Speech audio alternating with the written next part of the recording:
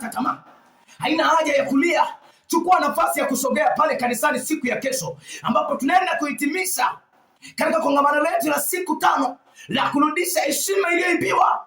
Wewe sogea, wahi mapema. Ibada itaanza saa 3 kamili za asubuhi na kuendelea. Iko neema itakuhudumia.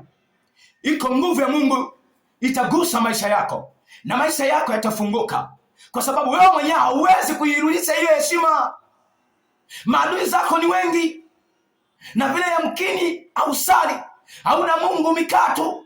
Heshima yako ilipoibiwa ukaanza kulia, ukachoka, haujui ufanye nini. Mimi nataka nikwambie, yuko mtu wa Mungu, Pastor Rich Mashine ya Injili, baba yetu nabii wa matamko, atatamka kwa ajili ya maisha yako. Haina haja ya kuchoka, haina haja ya kukata tamaa, haina haja ya kutaka kujizuru. Neema ya Mungu ni kubwa.